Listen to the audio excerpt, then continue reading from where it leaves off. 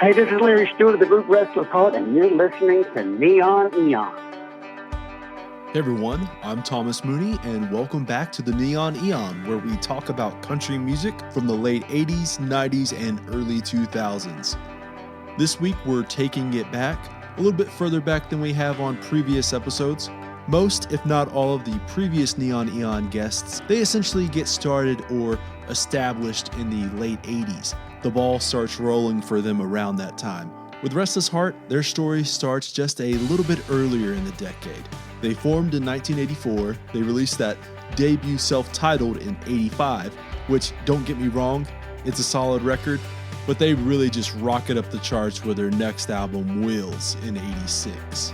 They end up racking up 4 number 1 hits off that album, with the songs Wheels, Why Does It Have to Be Wrong or Right, I'll Still Be Loving You, and That Rock Won't Roll. They end up having a few other massive hits that carry on into the early to mid 90s as well. I often talk about the wide range of styles that were on the radio at the time and these pockets and regionalism that's happening during this era of country music.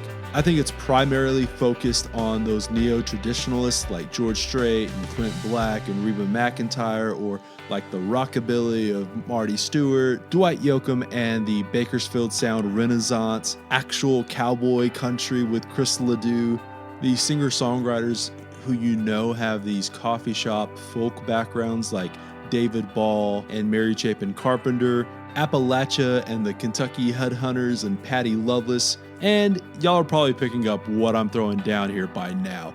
But one of these pockets that we've not really talked about as much is with bands like Restless Heart. Little Texas is in the same ballpark, Lone Star post John Rich, some of the Alabama, maybe some era-specific Eddie Rabbitt, Steve Wariner, Exile, Southern Pacific, 2 of my all-time favorites with Earl Thomas Conley and Dan Seals.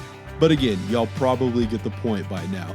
All of these artists, while country, they usually tap into that softer side of country. Definitely less twang. They're going off like a Kenny Rogers or a Conway Twitty playbook, and not so much of the Waylon playbook. Well, at least not the 70s version of Waylon, because there's definitely some disco rhythms in some of that 80s Waylon.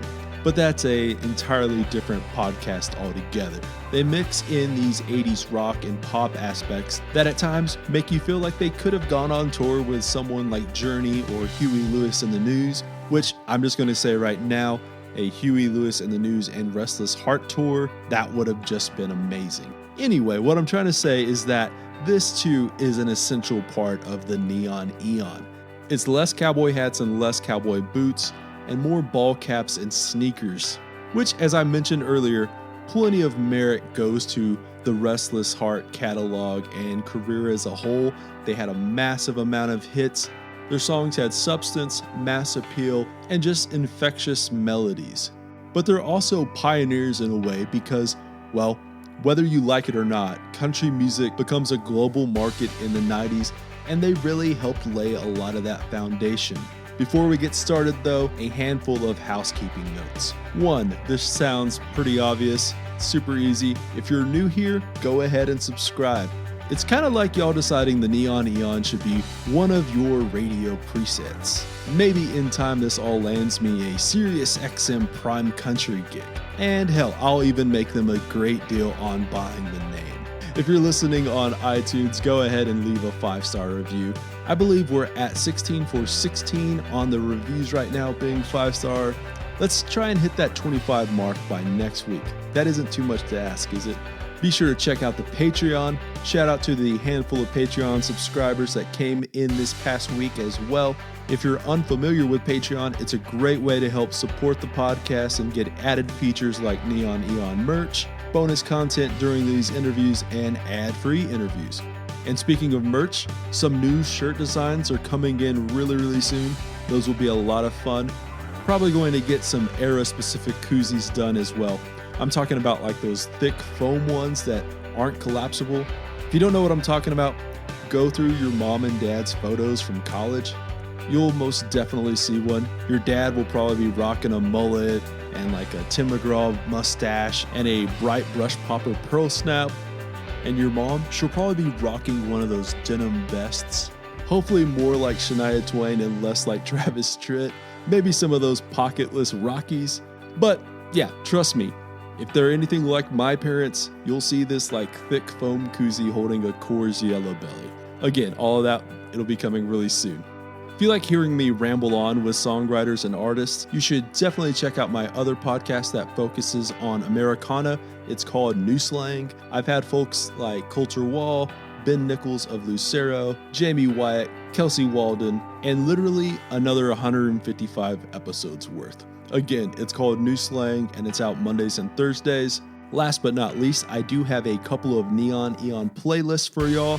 One is basically every top 10 hit from January 1st, 1990 to December 31st, 1999. It's over 900 songs long. And the other one, I'm calling it The Songwriters. So it's all those hits performed by the original songwriter. I'm always adding to it, but examples are like Gretchen Peters performing Independence Day, Jim Lauderdale doing Where the Sidewalk Ends, Skip Ewing doing Love Me, and Tony Lane doing Letters from Home. And links to all of the stuff that I just mentioned, plus Twitter, Instagram, Facebook, those will all be in the show notes. All right, let's do it. Here is Larry Stewart of Restless Heart. Start out with you today is, let's take it back to like when the band started forming, and this is like that mid 80s era, and I guess like from my understanding is like the band was kind of started as you guys were all in this form of time where you guys were doing demos and like cutting songs and stuff like that in the studio setting. And then like out of this, you guys formed and then soon started making your own records. Is that right?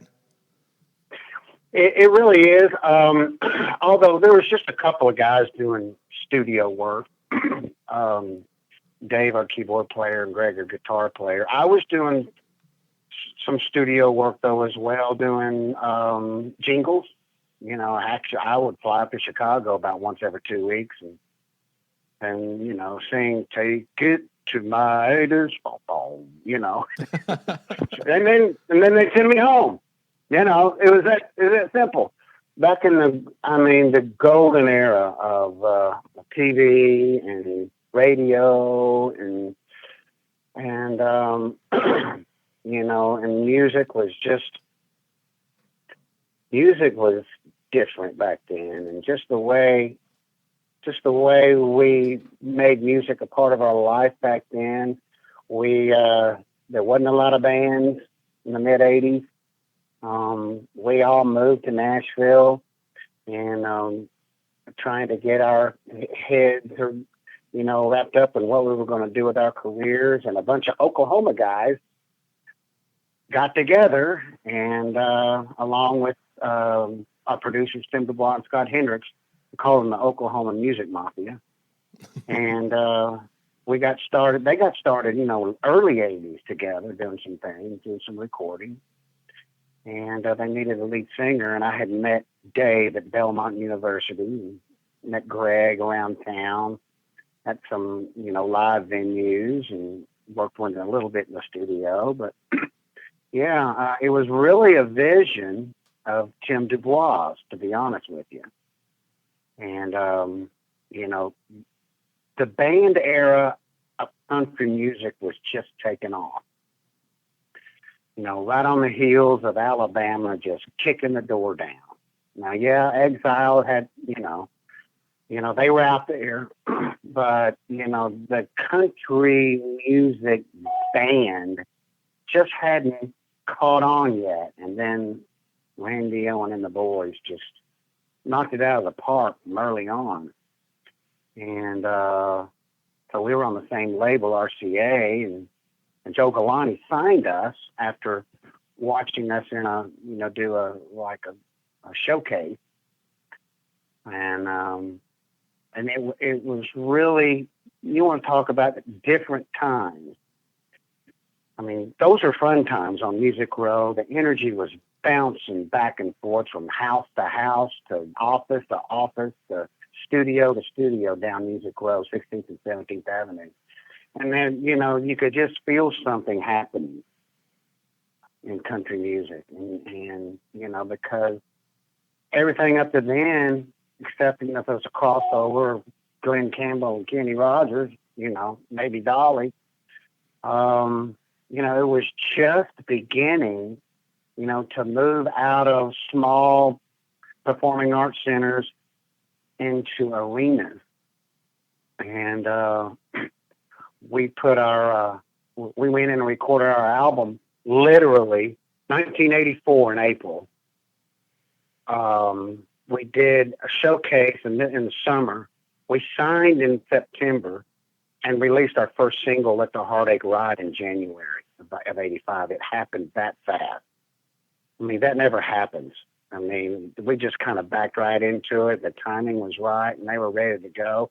We had never played a live show together in our lives.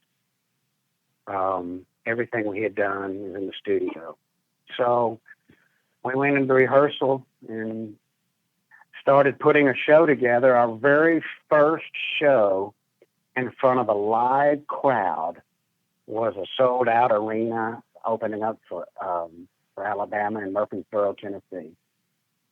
And that started us going on the road with Alabama for the next year, maybe year and a half. So that was really, literally the beginning of Restless Heart, and it just doesn't happen that way anymore. It doesn't happen that fast. To be honest with you, it just seemed too easy at the time in that era. If you could get on a major label, you were going to have an opportunity to have hits, and let the listeners, let the country music fans out there make the decision if they bought in or not, if they liked you or not, if they wanted to hear your songs or come see you live. It's not that easy anymore. But that's kind of where we were. And, we, as I ramble, we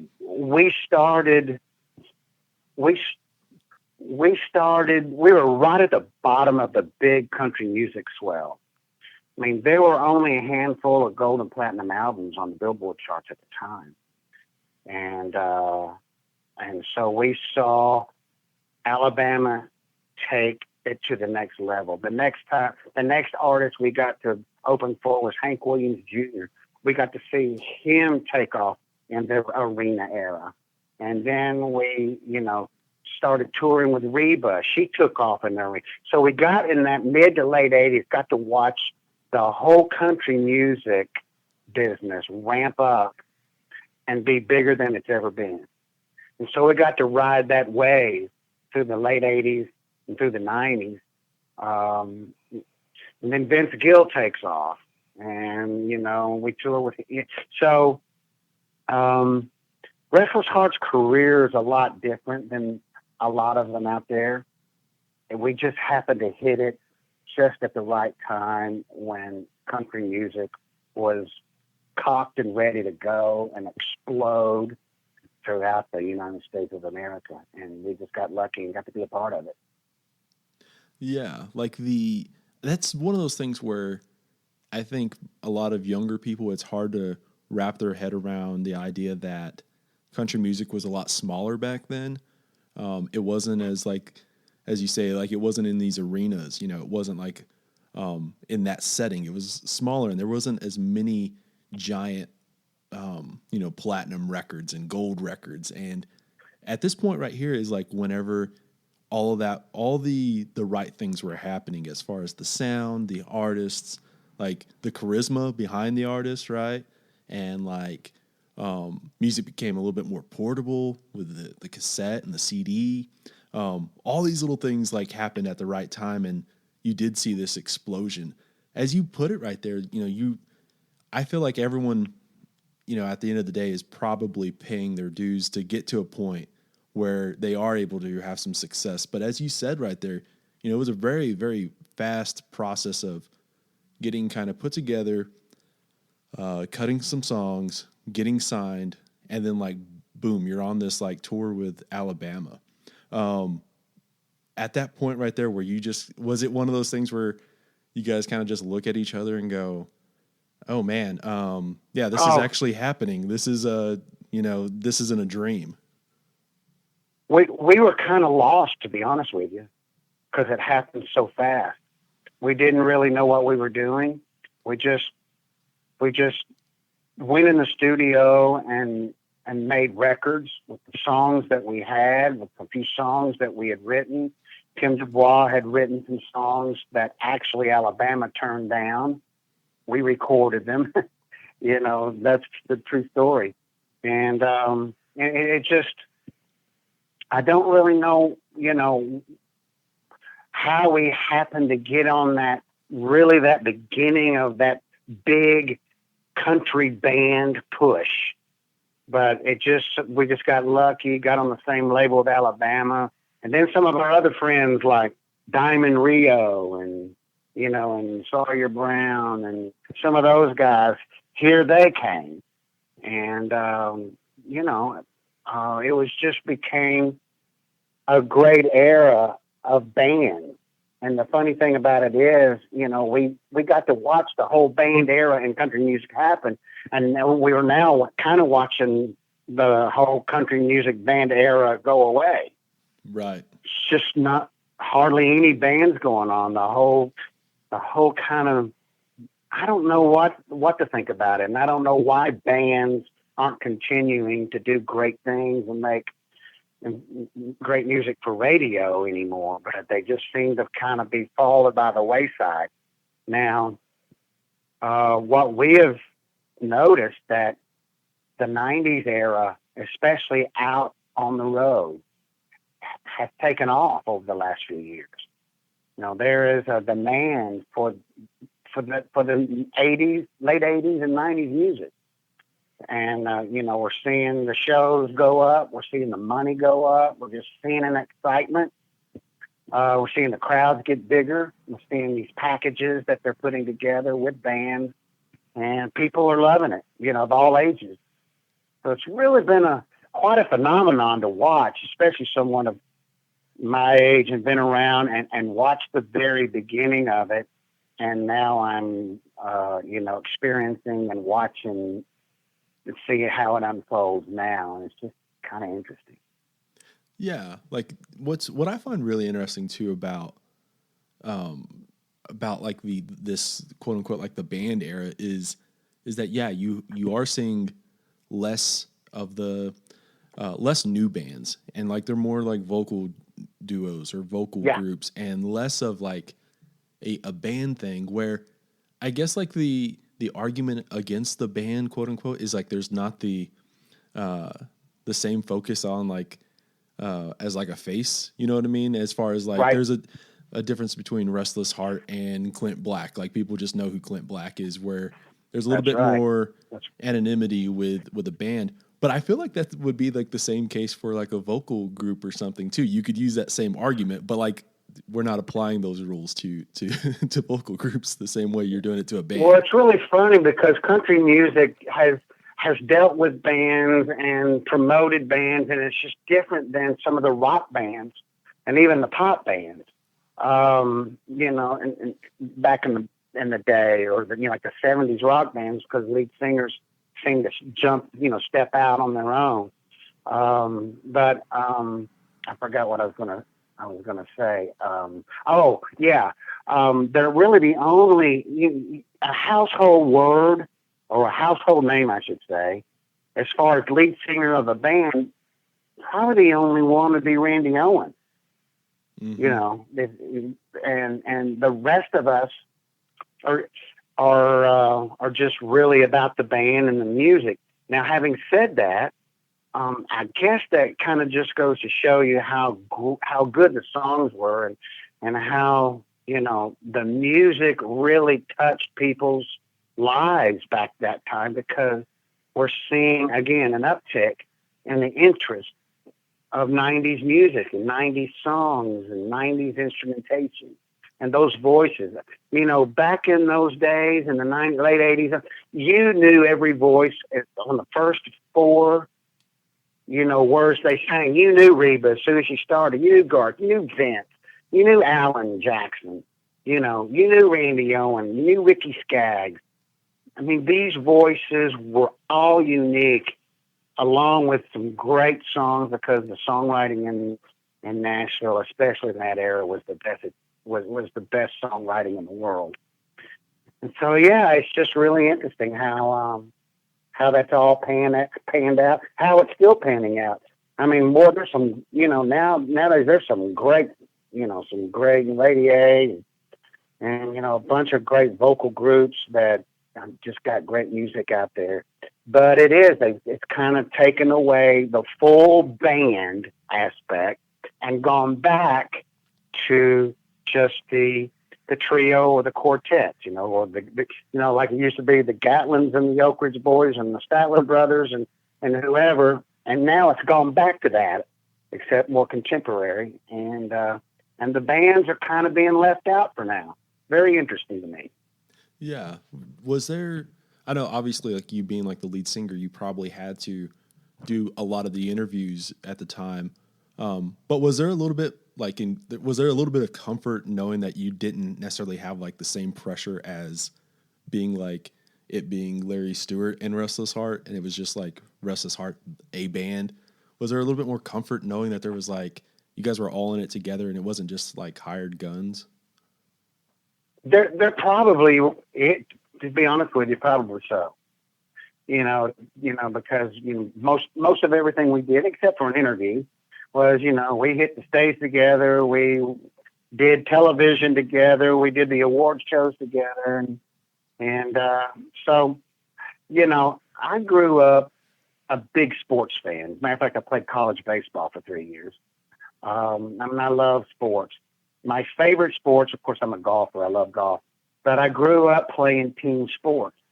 I always loved the team aspect of going about something, just because it's always cool to play with or work with other people, especially other very talented people that can you know, we can help each other raise our game, or we can win together or lose together or whatever. And, you know, that kind of translated over into my music career, because, you know, I came to Nashville, and what did I do? I became a lead singer of a band or a team. And so you're right. There is correlation there, you know, so psychologically you are going about it together. Yeah. I wish I would have thought of that right there, because I knew you had got that athletic scholarship to Belmont. And like it would have been different if you were like a tennis player. Maybe you would have started out thinking you were going to be like your own artist the entire time. I want to go back to the demo singer aspect, because I feel like this was probably like such a short amount of time that you guys were doing this, but was there, I'm sure there had to be something that you knew that was going to be a hit and that you guys cut a demo of, and just, you're like, oh man, I wish we had this. Is there any examples like that? For me, you know, I never did, I never did do a song that went, wow. You know, actually did the original vocal to God Bless the USA, because Lee Greenwood was on the road. And the producer, Jerry Crutchwell, asked me to come be the stunt singer for the band and orchestra to record it.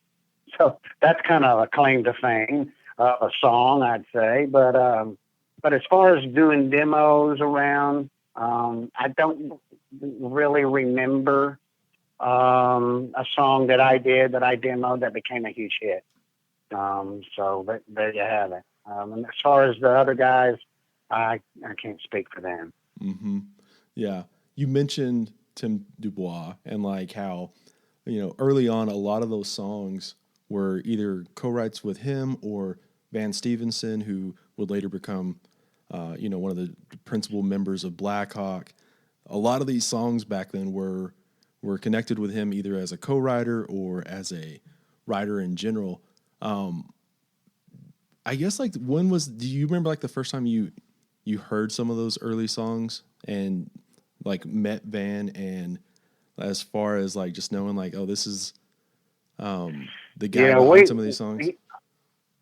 a bunch of us wrote for Warner Brothers Music, and Tim wrote for them, and Dave Robbins and Van Stevenson, as you say, wrote for them, and a bunch of other great writers. It was really a hotbed of great songwriters at the time there. So a lot of our songs came from there. So, like, Van and Dave and Tim brought the bluest guys in Texas. And I mean, we couldn't work in Texas hardly. They did not like our sound. It was too contemporary with the 5-part harmony. Maybe it was the mullets. I don't know. But anyway, we could not work Texas at all until we released the bluest guys in Texas.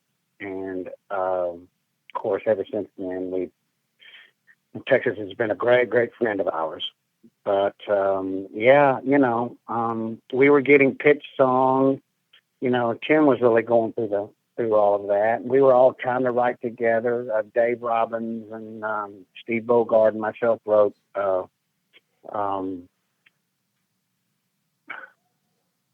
just had a title block on a song that I wrote. It's called Long Lost Friend. And so we wrote that around what Dave was going through at the time in his life with him and his wife. And we would show up, at the writers' rooms there at Warner Brothers and drink coffee and share a title or share an experience, and then we'd write them. And, that's just what you did back then. You go to Music Row and sit in a room with other writers, and y'all try to write a good song. And so we were getting a lot of really good songs played for us, and Tim being such a great song man and such a great songwriter himself, he got his hands on some great stuff, and obviously because there's still songs that people still want to hear today. Yeah, like I want to touch on, like you were talking about, like the 5-part harmony part real quick. That right there, obviously, like you guys just feel like you guys fit like hand in glove but I'm sure, was there like, what kind of like work had to go into getting all that right? Because it's not necessarily like where you guys just showed up and started singing perfectly together, or was it that easy? Yeah, no, it was painstaking there at the beginning, especially because we were trying to create a sound, and Greg, not everybody in the band were quote unquote singers, but had ears good enough to be able to sing parts. So the whole idea, Tim's vision was to, have a band that really had strong harmonies. Well, as we sat around a piano and sat around guitars and learned some of those early songs and put different guys' voices on certain parts, well, you got a lower song, you got the high, it was like almost meant to be. It was almost like God put us together and said, it's kind of almost family. Everything worked so good. We had every timbre different. All 5 voices, though, had totally different timbres. I mean, no one even comes close to sounding alike. But you put those 5 voices together and you kind of put it in there and mush it all together in a bowl of stew and mix it to where, those 5 voices rub together. It's just magical. And in the beginning, it was so hard I think we spent 24 hours on the chorus of Wheels to get all the vocals right on the first chorus. So that's what they ended up counting up on. That's how, because back then it was 24-inch tape. Mm-hmm. There was no Pro Tools. Oh, we can fix that. We'll tune that up. No, you had to sing every consonant and every note just right. So it took some time. As we went along and everybody got comfortable and we knew exactly what we were doing, it got a lot easier. But in the beginning, it was It was tough. We spent a lot of money back in those old days on major label budgets. Spent a lot of money getting those voices, those vocals right.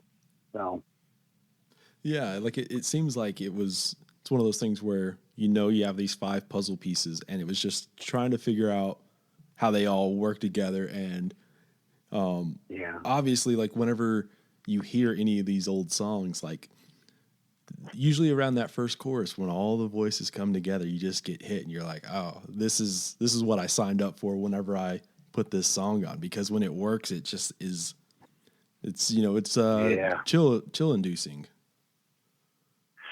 yeah. Well, for me, it's live that's so cool because you stand in the being the lead singer, stand in the middle of the stage and hear the other four voices surrounding you and filling up the venue, and you hear it all coming around you. And growing up, doing my father's quartets and growing up with harmony, it's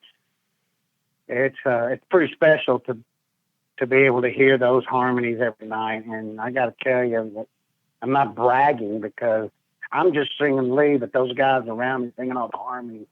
I mean, every night, just tight as a drum, just so much fun, and just feel like it's something special that a team comes together and you're playing, at your best, and if everybody has, not nobody's sick and everybody has their full voice, it it's magical every night. Yeah, you mentioned the like that first show with Alabama and like that first run. Of course, like you guys are a new band, and you mentioned just like having the live performance of what that's what you loved as far as being on stage and hearing those voices surround you. What was it like, like being in front of, a crowd for the first time who never really heard you guys? Did they pick up on those harmonies? Like, was that like the kind of the first thing that you guys look around and go, oh, they're getting this? Was that pretty early on? Well, that's funny. That's a good question. Because early on, we felt like everybody's looking at us with deer in the headlights look. Because, when we started in a very traditional time for country music. This was, there was Kenny Rogers and he was doing crossover. And then in the early days, there was, you know, Gatlin Brothers and Glenn Campbell and all that stuff in the country radio, Ray Stevens. But then in the early 80s, it got real traditional. Randy Travis, Ricky Skaggs, the Judd, George Strait, it it just completely made a turn to country, or to bluegrass, actually, even style of country there. And then here come these five guys, like we said earlier, with these 5-part harmony things. And all I know is that the establishment wasn't crazy about it. The people who vote for the awards really weren't crazy about it. And it took some time, because everything was either earthy, country, almost twangy. And if it wasn't, it was very earthy kind of country rock, like Alabama or Hank Jr. was doing. But it wasn't slick. And so all of a sudden, we bring this slick sound. I'll still be loving you. That's pretty. Why does it have to be wrong or right? Stuff that's really kind of on the poppy side of things. And it just didn't go over well, except for with radio. Gosh, radio accepted us with open arms. I mean, from day one, right out of the box, as we say. It was kind of amazing how all of a sudden when we released That Rock Won't Roll on our second Wheels album, we had like 7 number ones in a row. Mm-hmm. And nobody could really figure it out because it just was, it really sounded way, way different than what was going on and what was being celebrated. But radio really supported us big time. They were great to us, and really that's why we're still around for 37 years. Yeah, like that's interesting because when I've been talking with other people, we've talked about how back then there was a little bit more diversity on the radio as far as sounds. There was a little bit more of a, as you mentioned, like the neo traditional kind of stuff, and then like the twangier stuff, like the Dwight Yoakam, California, Bakersfield sound, and like Right. all these little different pockets. And I always like, I guess, looking back for me, I always just think that like, oh, there's all this diversity, and there's like, that's what was so great about country radio at the time, because there was all these different kinds of sounds and different kind of acts going around. And it's interesting that you felt like, a lot of the establishment was kind of looking at y'all as, I don't know, like maybe being more of like a rock band, or like a soft rock band, or Exactly. in comparison to like a Journey or something like that, maybe. Yeah, well, because we really crossed over with "I'll Still Be Loving You," and there wasn't much of that going on at the time because country music in Nashville was so traditional when we started, and so then they pushed the envelope. RCA did, and released "I'll Still Be Loving You" pop, and then went top 40. And then released, to adult contemporary, and I don't know where it went. It went way high, top 10, and then Why It Had to Be Wrong or Right was released, crossover, and New York Hold Her Tight was crossed over, and so that was something that was frowned upon, at the time. But anyway, it's just very interesting. And how that all worked out, and again, radio. Thank God for radio. But what you was touching on was everything was different back then.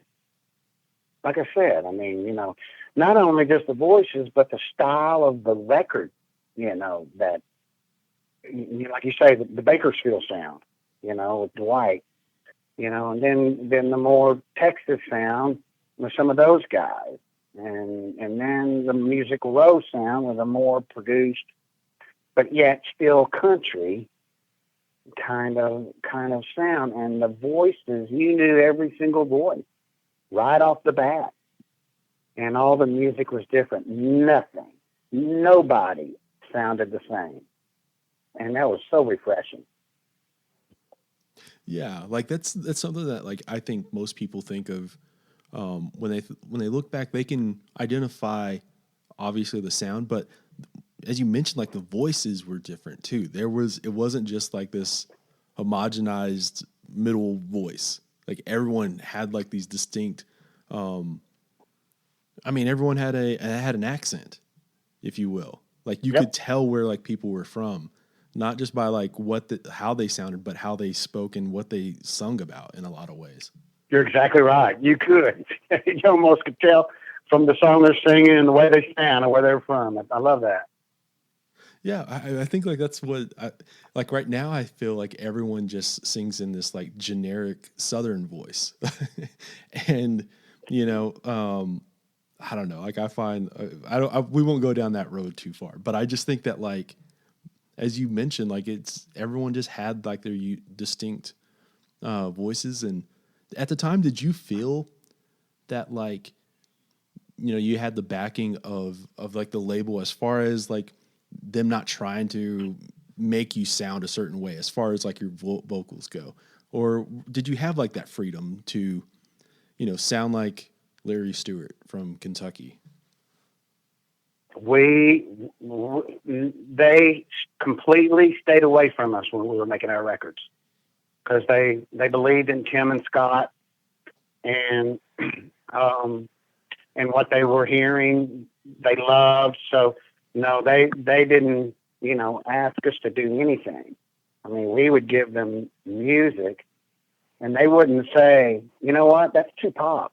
That's not That's not where country music is today. They said, "Oh man, I love that. That's different. We're going to put that out country, and we're going to put it out crossover."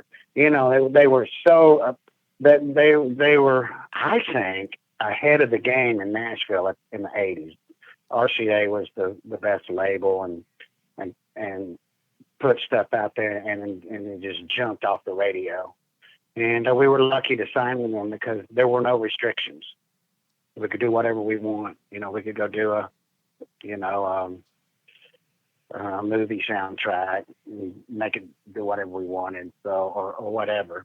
So we were very lucky, but we had good people around us and producers around us to make sure we kept it in the vein of a hit song for country radio.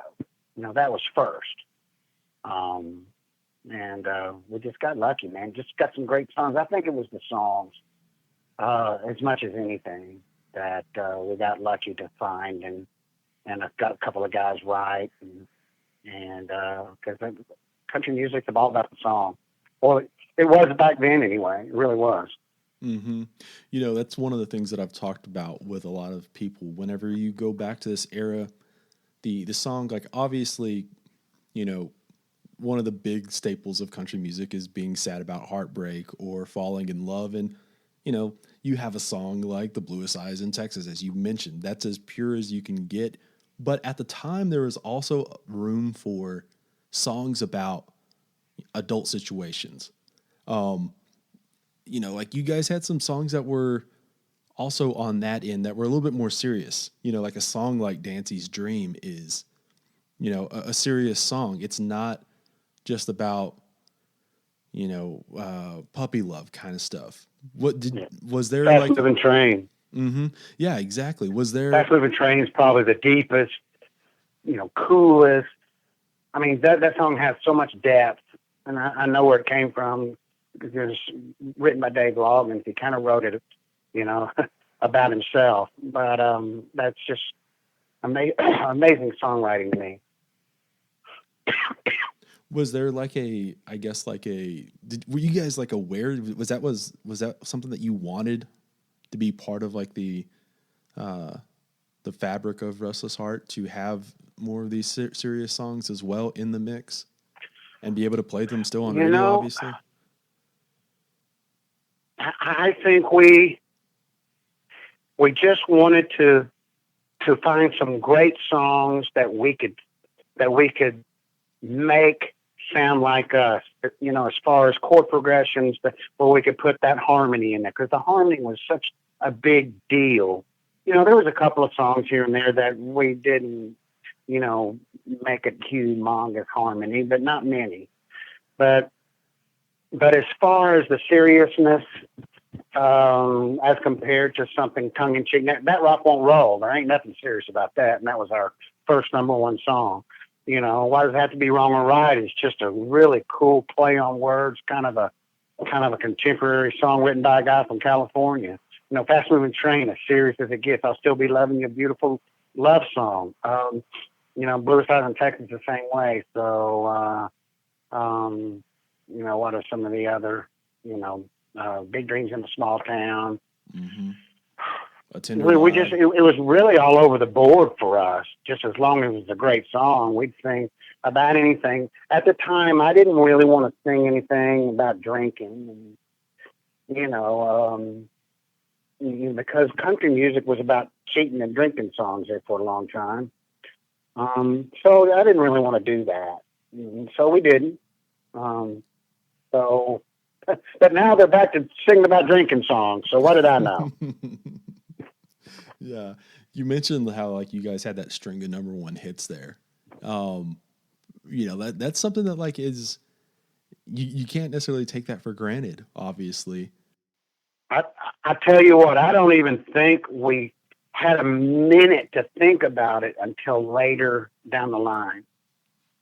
Because, we were on the road just doing what people told us to do, out on tour doing 130 or 40 shows, trying to record another album, trying to be here and there, trying to do business, trying to get along. you know, um, bands are tough. It's like being married to four other guys, and so. Well, I don't think that we really sat around and had a cup of coffee and go, man, we're in the middle of a great streak, aren't we, boys? We didn't. We just held on for dear life until we came to the end of that streak, and then things kind of started falling apart, and then we kind of broke it off for a little while, and then that's when we realized, man, what a run, guys!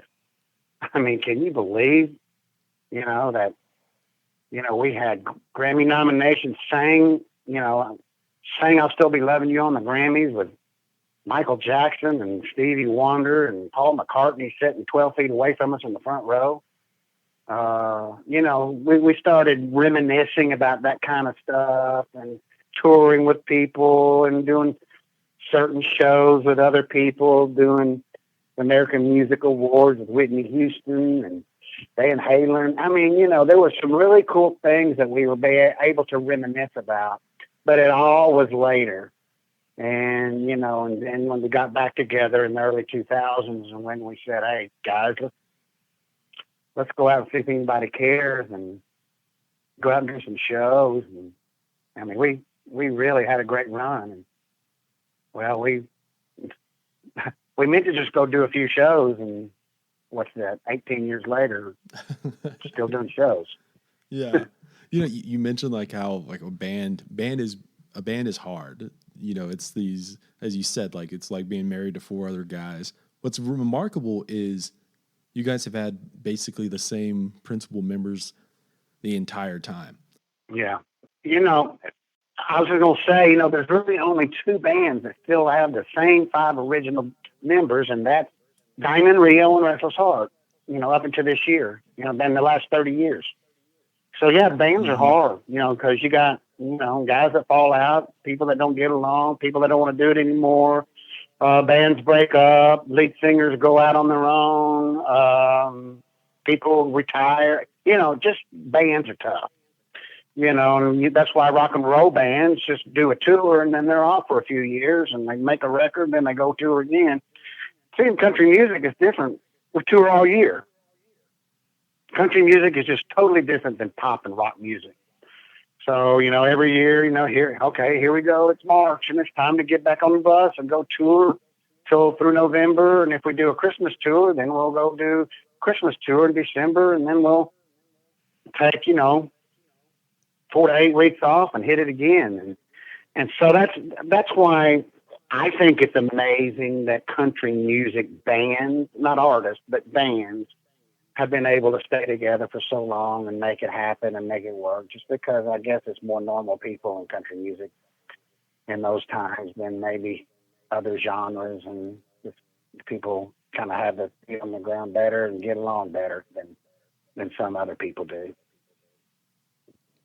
Yeah, one of the things that a lot of other people have talked about has been how, whenever you get signed, whenever you become an artist and you're putting out records, all of your time starts getting divvied up. As you mentioned, you're in the studio, you're on tour, like just constantly.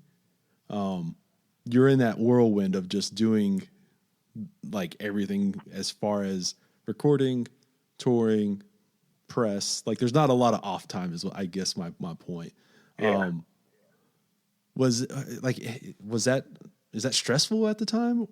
Or is it like, again, like, does it go back to like, we don't really think about that until way after the fact? It's way after the fact, but yeah, you feel the stress. I mean, I think anybody does. I mean, from the Oak Ridge Boys to Alabama to, all these other bands, that started when we started, because it's different if you're a single artist and calling the shots with your manager and, tour management and, label and all that stuff. So getting along with 3, 4, or 5 people getting along, Diamond Rio, 6 people getting along. You just got to have really good people, a part of those bands. and kind of got their feet on the ground. And I really do. I do believe that.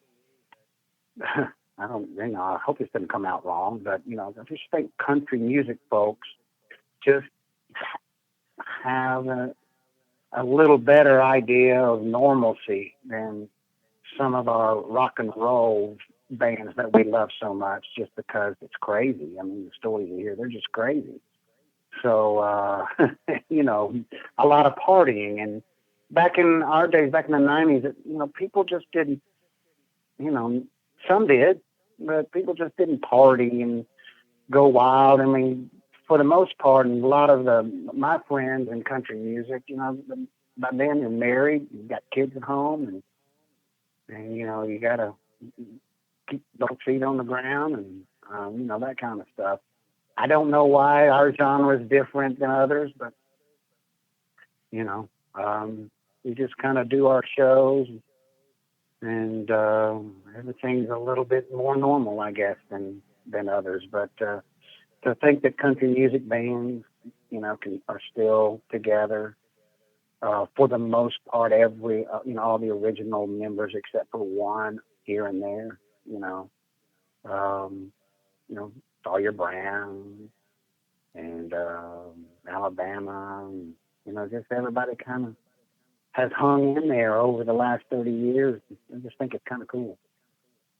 Yeah, like there's never a moment for Restless Heart where you guys all had your own bus because of the egos and the. Oh no.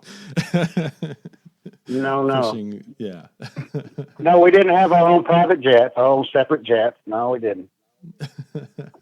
When was what that you guys felt like you guys were on your A game? Was there a certain tour that you guys felt like was that the quote unquote, I don't know, man, this is the best version of that we're doing right now? Was there any of those, I guess what I kind of call the t-shirt tours, where they got all the tour dates on the back? Was there any tour specifically that you kind of felt, man, this was a great run for us? Yeah, I mean, as we look back and talked about it, that whole 80s thing, because we went straight from touring with Alabama to touring with Hank Jr. to touring with Reba McEntire and the Judds at the same time. Most of young artists don't get to do that. It was just the explosion of country music into the arenas at that early to mid 80s. And we just got so lucky that so many of those artists wanted us to be on the show. It was like a 4 or 5 year run there to up to 90. And then around 90, it started falling apart. We stopped, the songs weren't going up the charts. Guys weren't getting along. We were worn out, stressed out. And I left, and Greg Jennings, our guitar player, we were going to leave together, just step away for a minute. And last minute, Greg did, and I decided to go ahead and step away for a minute. So we were, we all went and did something for another year or so, and then we shut it down, and then got back together in the late 90s. And, when everybody kind of let their jets cool and realized, how lucky we were, and everybody kind of grew up and kind of got together and laughed. And like I said earlier, our booking agent said, "Y'all are together? I'm coming over right now." So he wanted to see us all together. And we were going to go do a few shows and see if anybody cared, like I said. And 17, 18 years, let's see, 18 years later, still touring. Mm-hmm. Those tours there with Alabama and Reba, is there downtime during those times where you're able to actually hang out with those bands for and actually get to know them in a way that's, or is their time just always? Oh yeah, yeah. We hung out. We love going on the road because that's when we got to see everybody. Yeah, you come back home, you come back to Nashville and all the surrounding area where we all live, don't even see each other. So you got to go out on the road and do, you know, country thunders, and you got to do, whatever the big festivals were where they have multiple acts, and go to each other's bus and sit around and talk and have fun and just, realize it was kind of a cool time. So there were those times, yeah. I mean, it wasn't like 24/7, just, beating your head against the wall. But at some, there were many, many points too that you did feel like that, and it was kind of miserable. And you did go on for 7 weeks at a time, and there was a lot of sacrifice there. But we were chasing our dream, and so there's give and take. But yeah, there were some times where you got to talk to people, and meet people, and hang out and watch their shows. That part was a lot of fun. Yeah. Now, obviously, like you mentioned, how you ended up putting out a couple of solo records, and how you wanted to have like that break right there. That '93 record you put out, Down the Road, I feel like that's like one of those hidden gems of the '90s. There's a few of these like little like records that were you obviously like there's like a top 5 hit on there and everything like that, but they're kind of like forgotten because like obviously Restless Heart is such a, as you mentioned, like people want to hear Restless Heart songs, but that first solo record in particular, I feel is like such a hidden gem. What was it like, cutting that record and kind of just, as you mentioned, like with Restless Heart, there's 5 minds right there. What is it like recording a record where you're, the one in charge? Yeah, well, it was a nice outlet for me. It was kind of fun, label get, RCA and Columbia gave me an opportunity to, do a solo record, and I thoroughly enjoyed it. It was a completely, totally different, experience.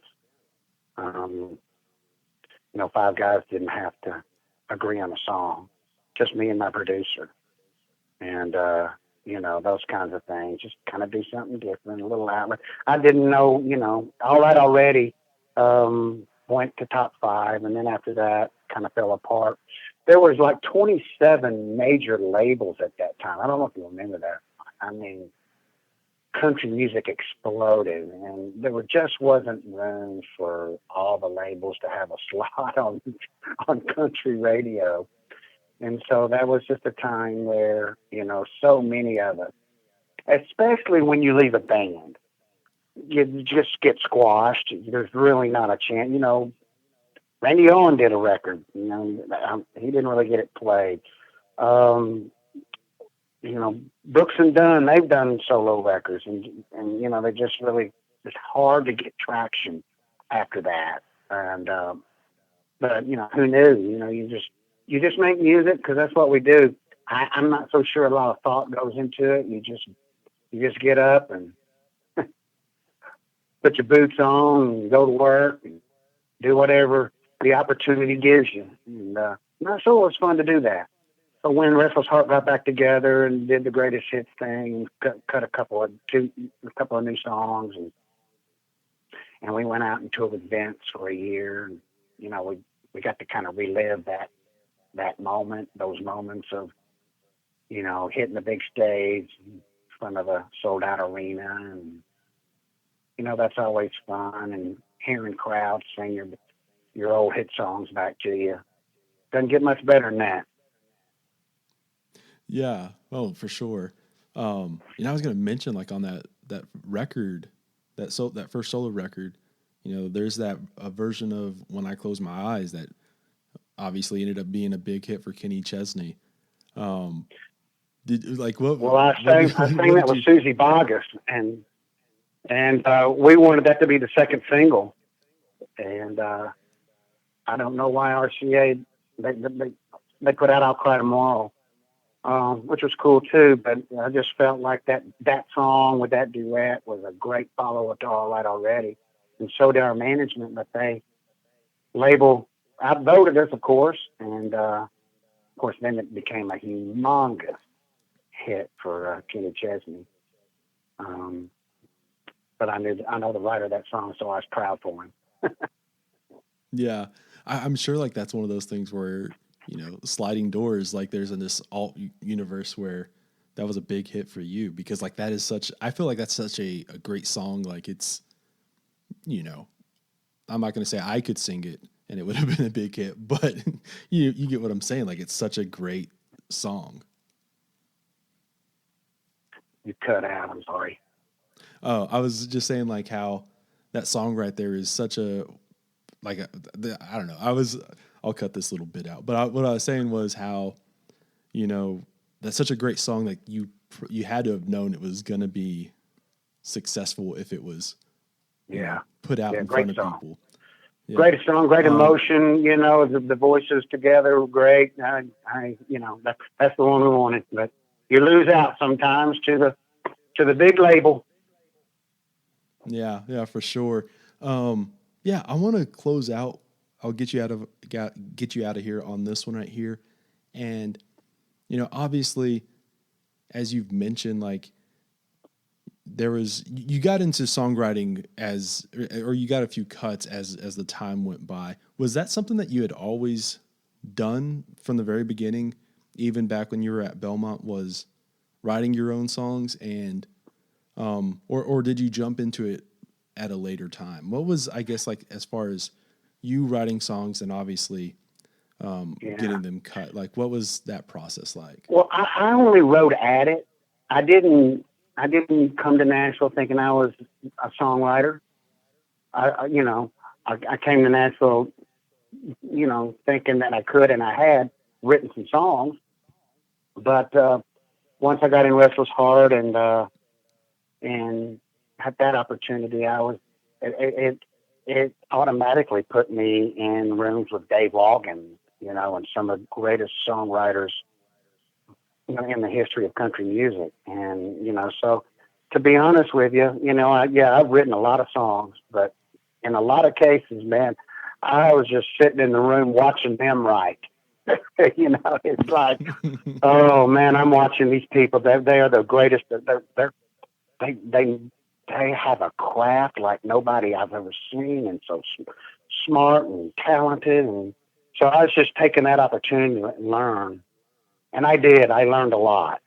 But I would consider myself more of a singer than a songwriter.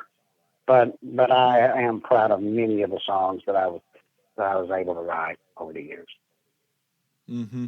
Yeah, I mean, I think that, you know, a lot of times, like you'll hear people critique about, or it'll be a criticism about how an artist is cutting other people's songs. But like, there's a talent in knowing what's in a song, you know, and like knowing how to emote that and like get that emotion across. And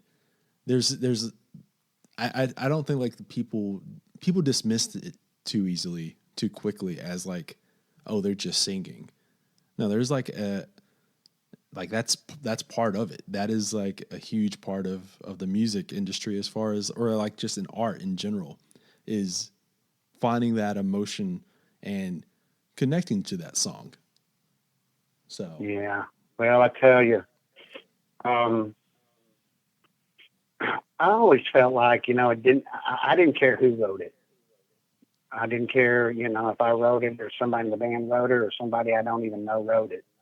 You know, we're in the business of public announcements or whatever. You know, it's like whatever you're saying just really needs to reach out and touch that person listening to it. And again, back in those days, this Music Row was just swarming with world-class songwriters. And I'm going, you know, why don't I want to sit around and try to write just an okay song? This is just me talking, you know. Try to write an okay song when I mean, there's just amazing songwriters that are pouring their heart and souls out on Music Row. I mean, hey, I'd just sing one of those because, man, I know that's a great song, and they're writing hits all over the place. If you remember back in those days, and just a great time, a great era for music and songwriting, and being an artist in country music. No, I definitely agree with you. Larry, it's been really, really great talking with you today. I've thoroughly enjoyed this conversation and appreciate the phone call. Okay, man, thank you for your time. Enjoyed talking to you. All right, that just about does it for this one. Huge thanks to Larry Stewart of Restless Heart for joining me on this one. And yeah, I'll see y'all next Wednesday for another episode here at the Neon Eon.